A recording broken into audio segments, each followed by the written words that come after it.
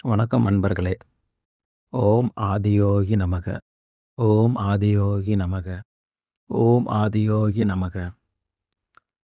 அன்பர்களே, இன்றைய தினம் நாம் சில வழிமுறைகளையும், நம் வாழ்க்கை பாதையிலே சில நல்ல சுப நிகழ்வு ஒன்றை நாம் செய்ய இருக்கிறோம்.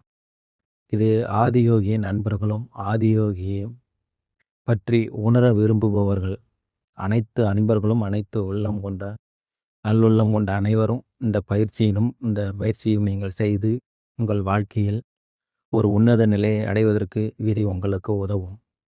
எவ்வாறெனில், நாம் இதிலே ஒரு 4 கட்டளைகளை நாம் இப்போது கூற இருக்கிறேன். ஆதியோகி அன்பர்கள் இந்த 4 கட்டளைகளை ஒவ்வொருவரும் தனித்தனியாக அவரவர் வாழ்வில் தொடர்ந்து செய்து வர நிச்சயம் அது ஒரு நல் வழிகாட்டுதலையும், நல்ல ஆத்மாவை உணர்வதற்குண்டான ஒரு பாதையாக இருக்கும் என்பதை 100% உண்மையாகும். ஒவ்வொருவரும் தினந்தோறும் முதல் 4 கட்டளைகளை கூறுகிறேன். 4 பூஞ்செடிகளாவது ஒவ்வொருவரும் வளர்க்க வேண்டும். பூஞ்செடிகள் என்பது பூஞ்செடிகள் வைத்து அதற்கு தினந்தோறும் நீர் ஊற்றி அவற்றை தினந்தோறும் பார்த்து வர வேண்டும்.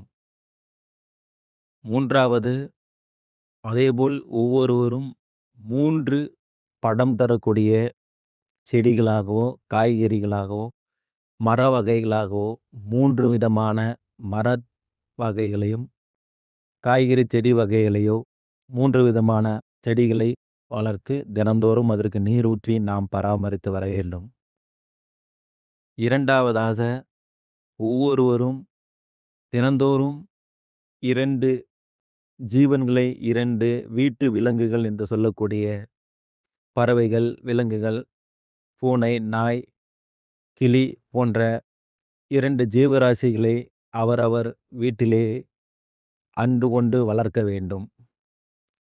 அன்பு கொண்டு ஒவ்வொரு ஜீவராசிகளையும் குறைந்தபட்சம் ஒரு 2 ஜீவராசிகளாவது பாசத்தோடு நாம் அவற்றை வளர்க்க வேண்டும்.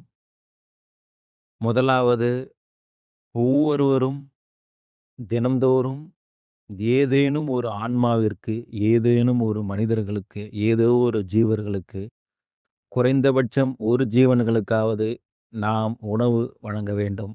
அவற்றினுடைய பசிக்காக நமது கைகளால், நமது கரங்களால் இந்த உணவு, இந்த விலங்கு, இந்த உயிரினம் சாப்பிட்டும், இந்த ஜீவன் பயனடையட்டும் என்று நீங்கள் கூறி அந்த உணவை ஏதேனும் ஒரு ஜீவனுக்காவது நீங்கள் பகிர்ந்து